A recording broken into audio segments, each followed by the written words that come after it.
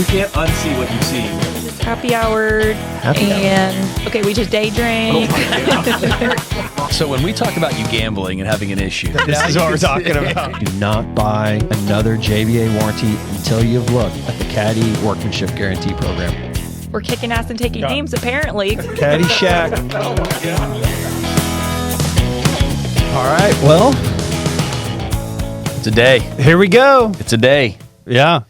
Welcome back to another episode of the old Caddie Shack Pod. Caddie Shack Pod. I've lost track of what number it is, so we're done with that whole We're up to at calling least. it. I'm just going to, you have to look at the title or whatever to figure that out, but we're up there, at least 9 or 10 maybe. I mean, we've got at least, like 10 subscribers now or something. Like this Fairly thing's consistent. going viral. Got some views, man. Got some views. Consistency is key with these things. Consistency is key. I heard someone the other day was talking about on a podcast I was watching. It was like, what's your number one pet peeve or something like that? It's like people that start and stop podcasts. So hard. Let's talk about the consistency, which we struggle with, I think, at times. It is really, really hard to run all of your actual operations and then take an hour or two to do this. I mean, it's like posting, it's any of the marketing, it's advertising. Like, consistency is everything, and it is so hard with all the stuff that pulls at you. It's a lot of work, yeah. And then if you want to get guests, or that's why it's kind of crazy. You think about like Joe Rogan and some of those ones that are consistent. I would say Joe Rogan's probably one of the more consistent ones. They just guest after guest after guest. I mean, that's a full-time job, just reaching out to people and scheduling. It's a team. Yeah, they've got. I mean, that podcast is obviously it's the largest big. there is. Yeah, so, they've got a whole team that does it. Not comparing Caddie. Yeah, our 15 subs. Yeah. No, it does take a full focus, and I hope this is helpful to people because we are spending time. We peel away from all the stuff that we have going on to do this, and hopefully it does help someone. Yeah. But, well, if you ever want to start your own, you're welcome to come up here and sit with us. Shoot your shot and see how it goes. Yeah, just jump on with us. Yeah. No. Well, today's June 26th. 26th, Thursday. Mark it down in the memory bank there. Oh, big day. Yeah. Today is the day that Mexican Oak restaurant number 2 is open. Yeah. It's been a lot of work. A lot of work. It's funny because the restaurant is a ton of work in itself, and then as you know, we're sitting here running a bunch of other companies, so it's been a huge exercise in time management. I didn't realize when we were running Fix, we had over 400 employees and we had a lot of stuff going on, but it seems relatively manageable, even though at times we were moving quick. Yeah. This is a whole different exercise because we're doing these businesses where we're pretty active in almost all of them, and maybe all of them at this point. I'd say all of them. God, isn't it weird how you look at your calendar and you're like... Except for investments. Like the investments are the ones that you don't have to mess with. Right. And funny enough, sometimes those make you more money, but but they not as gratifying, I would say. It feels like the guy gets one robot home run, and all of a sudden, hey, it works. But no, it's you'll feel a lot more gratification and positivity out of tonight. I think when you're gonna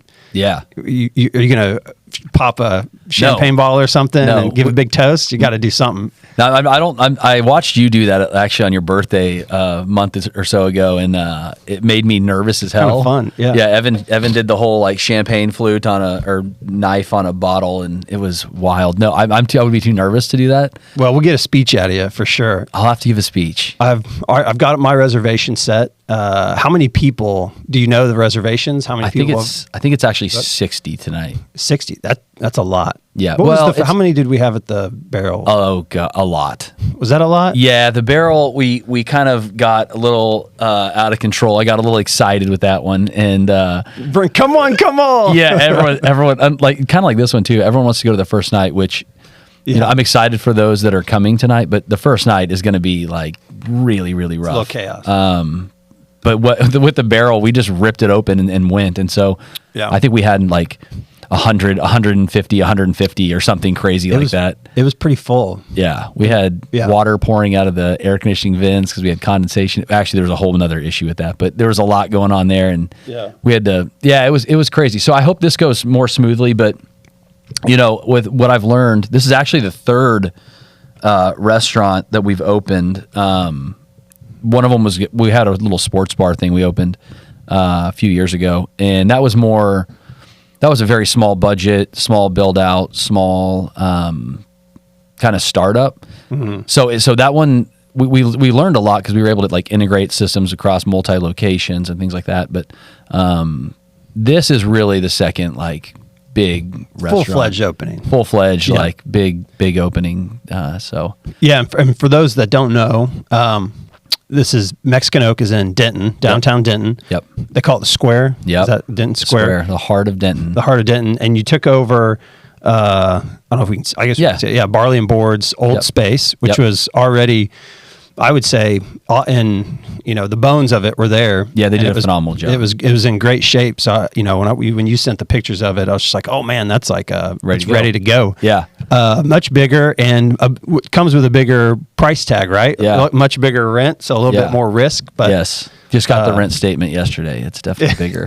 yeah, I got to pay it. But let's get into that a little bit, because I think one of the things that I guess talk about it to the extent that you can. But I think what a lot of people think is like, oh, how much does it cost to open a restaurant? If I wanted to start a restaurant, what am I looking at, and how does that work? And maybe even help people understand how you can manage that cash flow throughout. Or, one of the things I know you're big on is you got to get it open quick, right? Yeah. Because otherwise you're going to be just burning cash on that rent. So talk about that a little bit. Yeah. So first of all, to start where you kind of led with, the space is beautiful. And kind of a little quick backstory. I mean, Morgan and I decided to do the restaurants. If you remember bringing you the idea, like, hey, we're going to do a restaurant. You're like, what? Okay. Wine bar. It was going to be a wine bar. It was a wine bar. But we fell in love with what Barley and Board was. So that space was one of the first spaces to come into Denton and do kind of a modern take on, like, it's a nice build out. It was a little bit different for the area. Mm-hmm. And I fell in love with it. Yeah, you would always talk about the bone marrow. Yeah, the bone marrow. Barley and Board this weekend, got that bone marrow. Well, I fell in love with it because the first time I'd had the bone marrow, I scooped all the bone marrow, into the bread and whatever. And then the waiter was like, hey, you want to do a shot luge out of that bone marrow? I was like, of course I do. Yeah. So I thought it was the coolest thing. But that was, 10 years ago plus. Fell in love with that space. And when it came available, or I heard about it coming available, I jumped all over it. I was like, this is where I want to be. I love the bones of the space. Yeah. It had kind of cool because it had a huge impact on our decision to even get into the space at all. And so getting the opportunity and, having the responsibility to continue on with what was really cool, something we're really excited about. Yeah. And then in terms of economics, I would love to dive into the economics of this stuff because, I think that, I don't know what people's perception is on how restaurants do or how much they make or how much they cost or anything like that. I certainly didn't know getting into the first one. I'd worked in restaurants just like kind of you had.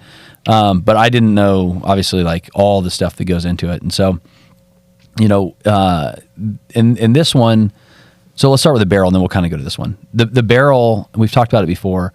We took over a wine bar at the Barrel. You'll remember this. And it was a huge transformation. It was a full gut job. Yeah, it had drop ceilings that were only like maybe 9 feet high. Which is where we started. We thought maybe we would just remove the ceilings and raise up the ceilings. Move the bar. The bar was all the way kind of like in the middle where the dining is. Yeah, now. Yeah. Turns out that with that one we got a really good test run because we had to saw cut all the floors, run all new plumbing and the new grease trap and Vent-A-Hood and walk-in coolers and actually add a kitchen. There was no real kitchen to speak of. There was a wall that separated what should be a kitchen and the dining, but there was no kitchen back there. It was just like one oven that was plugged in. So that budget and the scope of that project grew a ton. Into the Barrel, we've got roughly $1 million. So just under $1 million into that business. That the majority of that went into a couple things. One, the build out, and then in learning through it, we hired our executive chef at the time and our general manager really early in that process. Yeah. And so we had payroll. Payroll was a big hit going through that as we opened. Because I think we employed them for like 6 months or 7 months before we opened. Well, and I think that was, correct me if I'm wrong, but I feel like that was a big part of where the shift from doing the wine bar turned into a full-blown restaurant outside of the COVID. COVID happened, and it was like you have to serve food to stay alive during COVID. So it was like, okay, well, I think it was like, let's offer food, and then let's get a chef, and then I don't know. It feels like that's how that one worked, but I could be wrong. No, you're right. So that scope grew, and with that, the way we did it is the finances of that business. You guys invested money in that.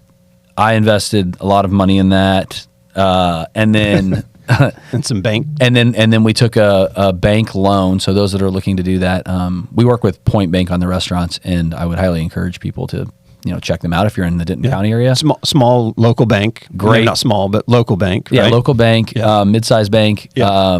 Great folks. Work with Jonathan David over there and the folks at the Flower Mound branch, and they're awesome. But so we got we did a loan against my rental property in Colorado. Yeah, and because you can't do a loan against your homestead. That's important if you're looking at bank loans and whatnot. We did that. Rates were still relatively low then, but they were variable. So I think last year the financing cost was a little expensive, but nothing crazy. So we put in, let's just call it $1 million. It was just under. And that business required us to work in it. I was in there daily for the first year plus. Mm-hmm. And in that, what we did is I effectively worked with no wages or anything like that. We just had to get it open. And so it took a year to stand it up. And in that first year, I think it made like $100,000, $150,000. But it made money. Most restaurants, don't. Yeah, no. And making money and cash flow and those things are something you got to really watch in these businesses, because making money on a P&L versus like cash flow and timing of things is certainly something to watch closely in that. Yeah. I've always been, I'm amazed by restaurant operators like ones at scale and stuff, because it is one of the most complicated businesses in terms of, you're sourcing products, if you think about it, from, I don't know, 15 to 20 different vendors. Mm-hmm. Obviously trying to always make that smaller, but you got specialty vendors for stuff. And so anyways, you got like 20 vendors, and of those, you're buying perishable products primarily. So you're buying your vegetables, you're buying your milks, you're buying everything that's perishable. And so the businesses are complicated because you have to get some type of data to show what you should be ordering and how you should be inventorying and stocking to be efficient. And you're bringing stuff in, like I keep saying, that's perishable. So you're moving product that has a shelf life of, a week or less. Like I remember we had a fig issue where we had figs in our drinks, and the figs only lasted like 2 or 3 days. So you learn that stuff. But point being, like, it's complicated because you're pulling from 20 people. You're pulling, hundreds of different products in to make a dish. And so you got the vendor side where you're managing all the vendors and the products coming in. And then you have the labor side and then the execution. And the labor side is something you really watch. They call it prime cost when you watch your food cost and labor cost, and kind of get to what traditional businesses look at as a gross margin. And it's just complicated. And so you're moving a lot of product really quick. You've got waste. You've got to keep track of all that stuff. And I just love it. Like, I love how many moving parts there are. I love the back end, watching it and keeping up with it and seeing that. And I love trying to get good process in there. And I was willing, just like you were, like the first year, put a lot of work in, get the staff in place that we need to be able to run those businesses, and then try to act like an owner in those businesses where you don't have to be active every day. In terms of like being there during shift and stuff, but you're certainly like watching books and you're keeping up with everything. That's something we talked about a lot recently with some of the other companies too, is, I use the phrase like, you got to fire yourself from the daily operations. You've been saying that a lot lately. I don't know. I saw it somewhere and it's because stuck in my head. It's because you've been packaging stuff up. I've been grinding a lot on some of the other stuff, but it's one of those things where when you start a company, I think everybody thinks, cool, you just get, you're going to, wake up in the morning, have a cup of coffee, check your bank account, and then head to the golf course. Like that's not how it works until many, many years down the road, if even ever, right? So you have to put the work in. And the biggest thing I think is what you said earlier, which is your labor costs. So if you hire those high level roles out of the gate, you're going to pay a lot for it. So we highly encourage kind of getting your hands dirty first, making sure that you can stand it up. But also, I think the benefit of that is it helps you learn the process, what you can fix, and some of that stuff. I'll remember at the Barrel, a lot of the stuff on the menu is scratch made. A lot of the stuff was, the menu mix was very different. It was wide. There was not a lot of cross utilization. Not a lot of cross utilization, which in the restaurant space, that was one of the things in a hotel restaurant that I'll never forget. One of our professors just preaching all the time. It's like, if you don't use a product in 3 to 4 other dishes, then don't use it. It's going to be wasted, right? So, that's a huge thing. And so I think part of that is I saw for sure when you got, involved on some of that stuff, it started to clean up and tighten up a lot, which, if you do that from day one, you get a little bit of a better financial situation. But I think like anything, there is a tendency when it's not, your money going out, to do what is a little bit more comfortable often than what is like harder. And so, for example, with the restaurants, we had so much inventory of like, even on the non-perishable side. I mean, we had a couple misorders. Like what was the thing we had? You had we had pine nuts. Was our what was that? Pine nuts were a problem. We had a pesto. Gallons of pine nuts. So anyone that buys pine nuts will know pine nuts are very expensive, and we had like just massive amounts of pine nuts on some misorders. I think we had like $4,000. Every dish had pesto in it. From there. It was a lot of pine. Let a pesto dish, but yeah, once we like really got into the backside of the kitchen and inventory management side, like we really tightened up and kind of limited some of the stuff just to make it more streamlined and obviously, help with waste and things like that. So it was a great experience taking kind of, business fundamentals that we know from our other ventures, applying them to Barrel and then letting it work. So going back to, this is a long-winded answer, but going back to your question on finances. So the Barrel is an interesting restaurant. I don't know what the perception of it is in terms of like how much it makes or doesn't make, but I'm happy to share. So our first year we did like just over 2.5, like almost 2.6 and a half, $2.7 million. Netted 100 close to 150,000, which after financing debt and stuff like that wasn't super lucrative. But it's done better. Revenue has remained almost consistent. It's like our weekly revenue is pretty much just the same, and we're not. It's not a big restaurant. It's a small footprint. I think there's opportunities for us to grow that business for sure. Right now, we still chug along right at just above $2.5 million a year, but we want to do things to like try to drive that to 3 and 3.5, and then I think there's a cap at some point, kind of on restaurant based on floors. There's only so many seats and only so many people that you can fill every night. So that's right. There's a cap. I think you can do stuff with catering, obviously, that will help get outside the walls, which I say a lot, but you are kind of limited to that. So we're working on that right now there. The net income on that business has grown a little bit. It's not something where you're just stacking away like $500,000 a year, but it, it kind of putts along and produces $150,000, $200,000 maybe this year if we do really well, with some cross sharing of expenses. So that's about what they do. Takes $1 million investment on I would call this a successful restaurant. We've been around for 3 years and it's profitable, so successful. Hasn't had a down year, right? Right. So that's a big thing. Yeah. So I think doors are still open. Doors are open. Only one door. Got 1-star review that gave us a. Oh yeah, because one of the doors doesn't so keep it locked. But no, it has worked. What's really cool about restaurants that I like is that one, they're such a big part of the community. It's a place where people can come and gather and spend time together, and it's not always just like a family. It's a family and hangs out. You talk to neighbors, and I love that piece. And then also, you get to see with your tax revenue when you're submitting your sales tax, reports every month. especially with the liquor side, where everything's getting allocated. Yeah. And we're in a tiny town of Bartonville, right where we live. And it's cool to see how much we contribute locally. It's a meaningful amount on the from a tax perspective. Yeah. I mean, Bartonville has, a handful of restaurants. It's not like it's got 1,000, and it's got a big grocery store that contributes a lot to the local tax dollars.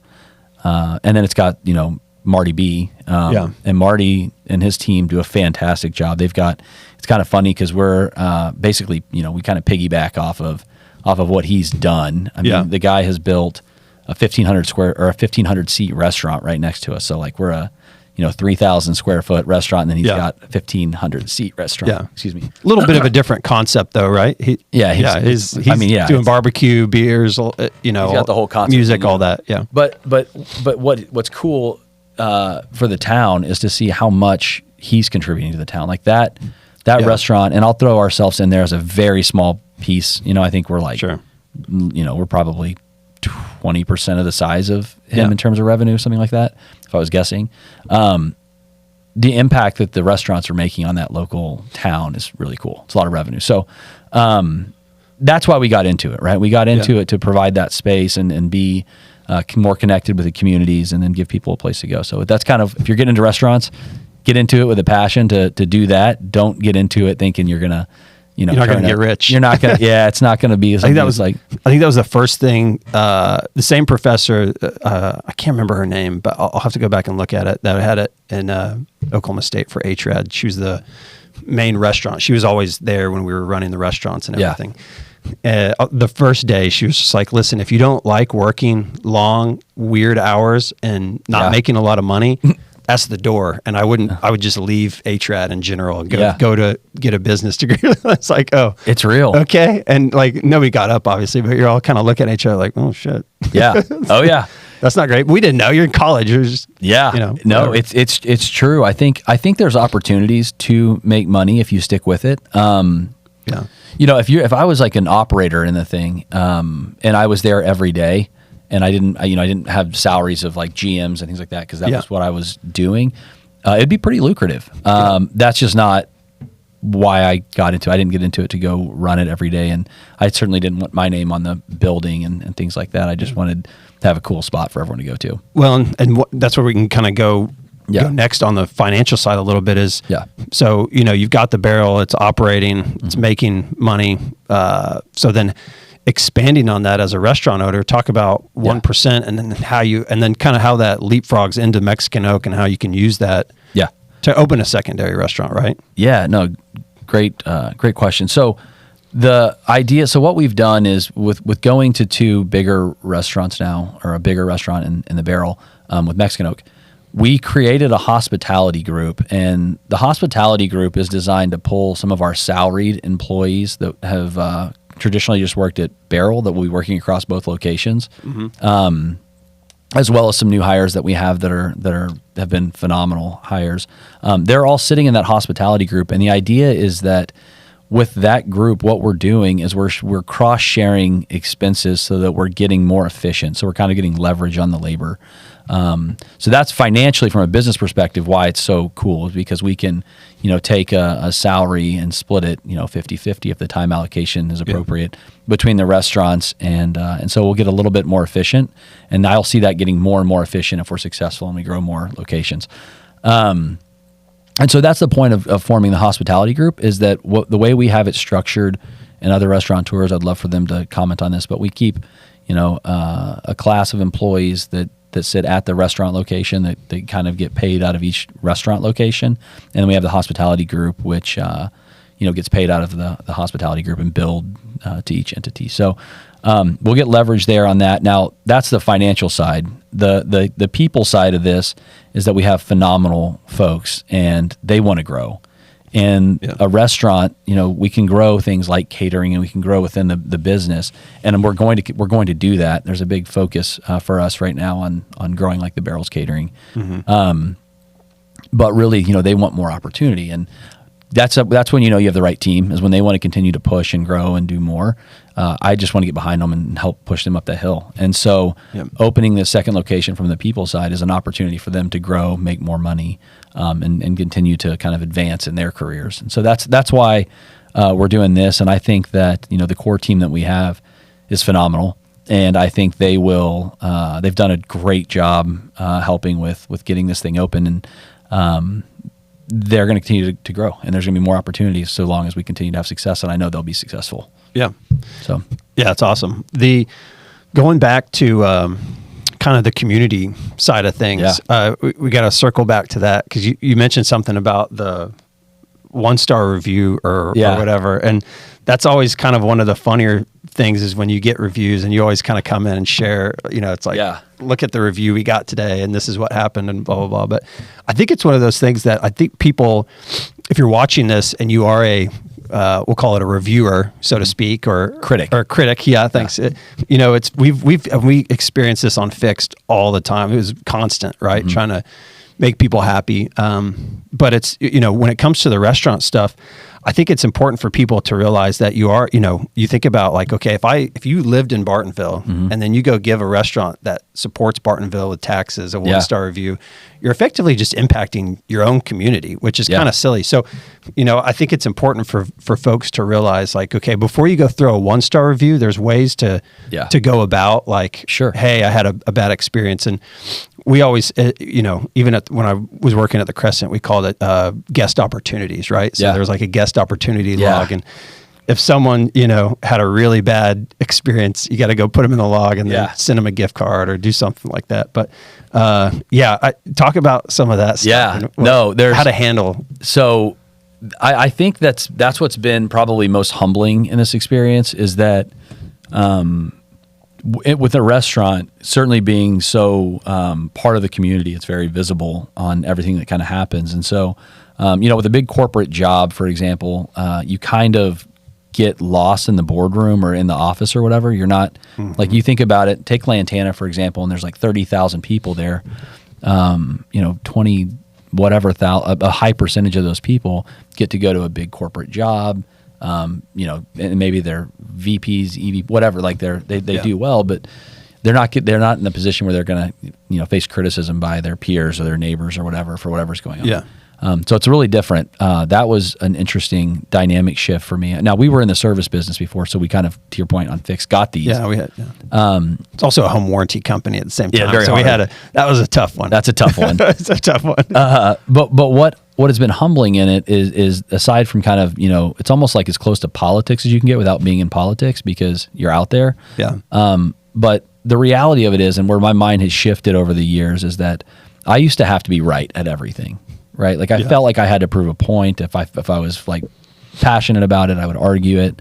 And I still will argue points, like when we're having debates about whatever we should do strategically. Mm-hmm. But when it comes to guests or customers, like what I have, I guess, really learned is that there is value in everything that they say, assuming that it's an authentic review. Like if someone gives you a 1-star review, like the one I was joking about with the door that doesn't open. Yeah. They seem crazy on the surface. Yeah. But maybe we do need to figure out a way to get the other door to open, right? Like, if it did create a bad enough experience for someone, then we should think about it and either make a decision. At least be thoughtful. Maybe we don't do it, but like we think about it, consider it. And so, these reviews, what's helpful is when you do get a 1-star, 2-star, 3-star review, if there's actually content behind it or context behind it, you can change what you do or you can improve. And so it's an opportunity. So it really is an opportunity there. What's not helpful is just like you suck, 1-star, right? Like those aren't helpful. There's been a lot of like the food was great, service was great, but something great. And it's like, well, wait a minute. Yeah. Give us a 1-star, even though food and service is great. What are we doing here? Yeah. Well, and I think that, what we as a team and like with 1% Hospitality or with the restaurant folks have to do is address those with people there, because like our whole goal, and this is what I told the team on Monday, I guess of last week when we started training at Mexican Oak, was, listen, like I've gotten older. I still feel young, but I'm, I'm 40 years old almost. And so as I've gotten older, I've realized I don't have to be right. And our whole goal, and you learn this, I'm sure, in the HRAD classes, it's part of the mantra for 1% hospitality. 1% hospitality is that mantra that I kind of try to live by, which is just improve 1% every day. So, you're improving your health, you're improving your relationships, you're improving your productivity, you're improving something marginally each day, and then that compounds over time, and it's a huge change. And so the 1% hospitality is, we have those values. That's what we're trying to continue to like instill and improve. But from the hospitality front, we also want to make someone's day just 1% better. Yeah. So someone that comes into the restaurant, generally the ones that are going to give you the 1-star reviews or the 2-star reviews, are having a bad day. Yeah. And it's really, really a delicate situation for our, the restaurant, the server, the cooks, everyone, to have someone that's kind of on edge in there that, is going to either go really bad or they're bringing the vibes down. Yeah. We need a vibe guy. Yeah. So if we can do everything we can to make them 1% happier when they leave the restaurant, then we'll have won. And that's the goal, is like just make someone's day better, make it marginally better if you can through the service that you're providing or the products you're providing, and it'll have big results in the end. And so that's what we kind of focus on. It's the part of it. Yeah, at the hotel, that was always my biggest thing, was the empathy side. Just show, even if they're wrong, or whether you think they're wrong, whatever the situation may be. Yeah.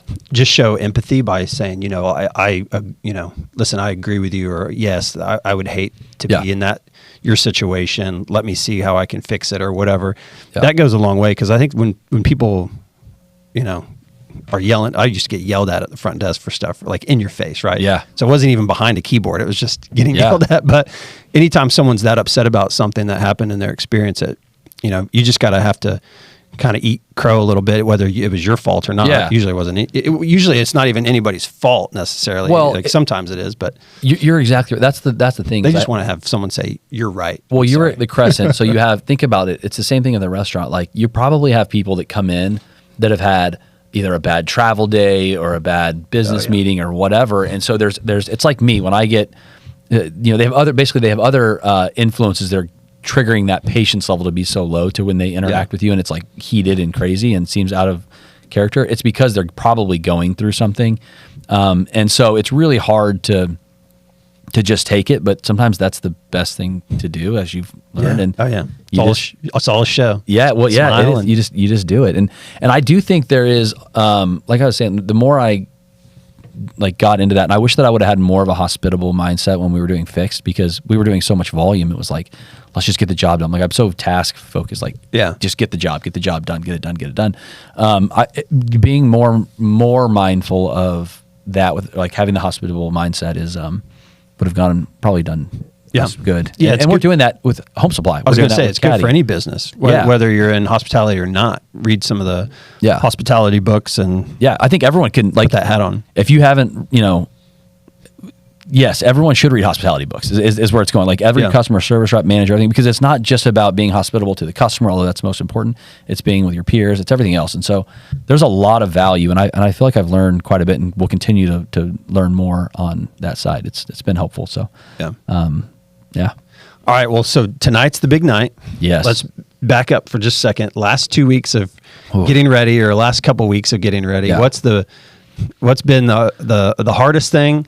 Yeah. What's been it's surprise? Give us some details. Yeah. So we took over, and we didn't get into the economics of Mexican Oak, which I'm happy to share at some point too. I don't obviously have a P&L for it right now. It's just an L. But no. So for the last 5.5, 6 months, it's been primarily my wife Morgan and I running the construction of this. So and our buddy Zach Ferris, give a shout out to him. He did a great job on the build out. But we've been running the construction side, all the licensing, all of the design, the design, shopping, just everything. A lot of shopping. Shopping is hard. It is hard, and I'll talk about that. Time consuming. I mean, it's frustrating. Yeah. So I want to get into that. In. Remember, we bought stuff. Yeah. I remember from the barrel. Yeah. We spent a lot of time like these chairs, these lights, and then you get it in, and it's like, it doesn't fit. It's not good. Or that's the thing on like the design side. So you get like an architect involved that lays out the floor plan, and this isn't a knock to architects. I think a lot of them probably do better than what we used. because you get these floor plans of the layouts and all this stuff, and then you get this stuff, and you're like, this does not look right. This doesn't fit what is going on. But either way, so for 5 months, we really focused in on, we were responsible for getting the build out. And then the last 3 weeks, 3 weeks to a month, has been really getting, staff in there. So getting the managers in there. We're hooking up, POS systems and the inventory systems, and we're getting our order guides put together and menus designed and all the actual operation stuff. Mm-hmm. So it's been a lot. Like, you've watched me for the last few weeks. I was joking because it's kind of a weird way we did the timeline. We worked really hard for a really long time. And then this last weekend, everyone was tired. I could tell. Like, they've been, Chef and Blake and Will and Morgan, everyone's been just busting it. And so I gave them the weekend off, the weekend before we opened. Yeah. So I don't know if that was a mistake or not, but everyone was tired. A refresh. Yeah. Well, and unfortunately, we had a wine dinner last night at the Barrel. That was a really, really, really bad timing move for us because Chef had to do a ton of prep. So everyone's going to be a little bit tired. I probably look tired right now. It's been a lot. So it's what it looks like for those that are looking to be entrepreneurial and understand what starting a business is like. And granted, we're running a lot of businesses right now, but it has been my schedule for the last probably 3 months has been getting up at 6, starting to work, trying to, most of the time has been at Mexican Oak and then getting home certainly the last few weeks after midnight. Yeah. So it's been a lot of nights like that where it's been, start very, very early and then go very late. And so I have been operating off of probably 5 to 6 hours of sleep and zero social time except for Sunday. I got to golf on Sunday, which was super fun, but that's what it looks like. I mean, besides that, it's really, I don't think people totally understand how much goes into it, but if you're working that much, I don't even know what those hours equate to per week. It's not like I'm doing it Monday through Friday. It's, Monday through Monday. It's every day. And so, so it's been a lot. It's a huge relief to get this thing open. It's all worth it. When we see people in there tonight and they're eating and they're having fun and they're laughing and the music's going and it's buzzing and and the staff is having a good time, it's all worth it. So we're kind of at that relief point right now where it was like, give the weekend off, chill for a second, come back, ready to finish the training. And then, hopefully open up tonight with a lot of fun. And then what we're doing is you hear the term soft opening a lot. Some of those soft openings will go for a long time. Our soft opening is only going to be over 3 days, and it's tonight, Friday, and Saturday, and then we're going to shut down on Sunday and kind of fix whatever we need to address, and then reopen again next week. And so I don't know if it's the right way or the wrong way, but it's a way we're trying. And I think that in doing that, there's a whole flow to the service. There's the entering of orders and firing to the right stations in the kitchen and then getting the kitchen timing down right. And that's a real, orchestrated, it needs to be a well orchestrated deal. And so they'll have to catch their flow over 3 days. And what we're doing is we're going to let them kind of crawl, walk, run. We're going to go very limited tonight. We're going to get more people on Friday, and then we're going to kind of stress test it on Saturday. And we'll just kind of see if they can catch that flow. And I think what you see in that is you're really going to be able to kind of assess your staff too and see who's doing really well in the stressful times, looking at the managers all the way down to the dishwasher. Yeah. And so it gives us a good opportunity to kind of just see where we're at with it all. Yeah. And that's what we're going to do. Look at the players on the field and see how they go. Yeah. I'm going to stress the shit out of them. I'm going to substitute and do so many random orders off the menu tonight and see how they handle it. Just Chef's going to come out and yell at you. No, it will be funny to see kind of how that works, especially what's going to be interesting for this one that's not like the Barrel is the kid dynamic. So it is more kid friendly. I'm bringing the boys. Yeah. The kid side is going to be super interesting to see. I think it's going to be great, but it'll be a little bit different for us because Barrel's primarily, just adult focused date night. Yeah. And this is going to kind of have everything. So we'll see how that goes. Yeah. I was actually thinking about, we don't have our kid menus ready to roll out tonight. So we're going to have to just pop by and grab some chicken nuggets or something. I need to, maybe. Chef, can you guys get some chicken nuggets? Yeah. That's what's on the menu, like Chick-fil-A chicken nuggets. No, but you asked earlier also about some of the stuff, man, it's not ever simple. So there's things like I posted a video on Friday, kind of goofing around with you. You shot it. I had the chef coat on. I was goofing around and gave what we're doing. And it's interesting because, things happen every day behind the scenes that are challenging. And so we had issues this past week. We got our CO, and then we had issues with a grease trap pump. Yeah. And we had issues with one of our Ansel pieces in our system. Yeah. And so the fire marshal came in on, what is today? Thursday. So they came in on Tuesday. Right? Yeah. And said, no more cooking. They'd been cooking on Monday. So no cooking. Yeah. I was like, oh my God, I was going to send out all these links for these invites and the reservations on Sunday. And I kind of waited just to see if something crazy was going to happen. And sure enough, maybe that's the experience. Like something crazy kind of does happen. Yeah. And so I had to wait till yesterday to send them out because I had to make sure we were actually good to go as recent as, Tuesday night. Yeah. So that's the kind of stuff that you kind of scramble. And I think that goes in any business. There's always something you're working with. But this was, it's been high stress for sure. It's a lot of moving parts. And then the other thing, and anyone opening a restaurant can attest to this, unless you're like a big corporation with like perfectly structured order guides and things like that on your small wares and stuff like that. What I have found is that, you've got this like relatively managed cash flow as you're going through, and then you've got a plan for that last little, like, I don't know, call it 2-week push, because you will have forgotten so many things. Like we're still forgetting stuff. I mean, I was talking with Morgan last night. We don't have any strainers. Yeah, we don't have strainers. What about our like kid seats, our high chairs and stuff? Do we have enough of those? So it's like little things like that. Do we have enough shot glasses? We're doing like an after dinner shot complimentary. And so do we have enough shot glasses? Do we have, like, it's just, there's thousands of things that you're bringing in, and it's like you're going to forget a couple of these things. And so that's some of the things that we'll learn, because you get there like, oh, I forgot about this. I don't have this. Like, do we have the freezer for the ice cubes? Do we have the, there's a lot. Yeah. And so it's been a lot of that for the last 2 weeks, which is fun, crazy, wild, frustrating sometimes. But, I think we're there. You're there. We're ready. there. Tonight's the night. I'm excited. Can't wait to try some of the food. I didn't get to go to any of the food tastings, although we did the beverage tasting a couple weeks ago, which was great. Of course you made the beverage tasting. Yeah.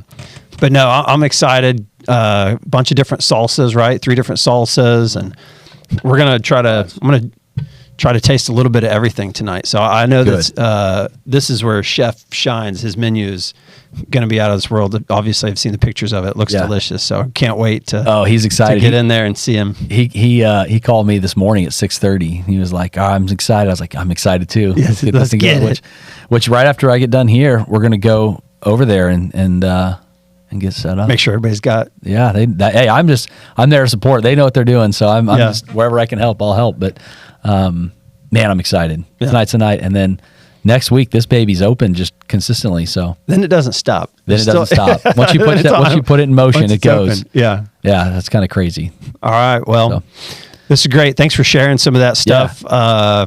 If you like listening to this or you want more information, just shoot us a comment and we'll do a follow-up on this too. And we'll probably do it maybe a month in or so, or a couple months in. Because I want to go over, I do want to share like the financials of restaurants, like of the ones that we're involved with, and just kind of talk through how they work. Because the whole idea of our podcast is that we're, hopefully inspiring some entrepreneurs to do stuff, but also being like very transparent and real about how this stuff works. So we're going to have a lot of war stories over the next month, and would love to start, really dial in on some of the finances so people can hear. And maybe we can get some other restaurant owners. I know we were doing the drink tasting. Buddy Austin was there. Yeah, we're going to get Austin on here. He wants to do that. He's got some cool stories and good experiences and great mindset on how to manage for sure staff and stuff. So we'll get some of that coming up, and it'll be fun. You won't just have to listen to us every time. Yeah, no. We've already talked to him about it. He's going to come on here. He's a super accomplished restaurateur running a big restaurant in Dallas. Really excited to get him on. Fun. Yeah. So tonight, let's go get some drinks and some salsa. Yeah. All right. All right. Thanks for listening, guys. See you. Bye.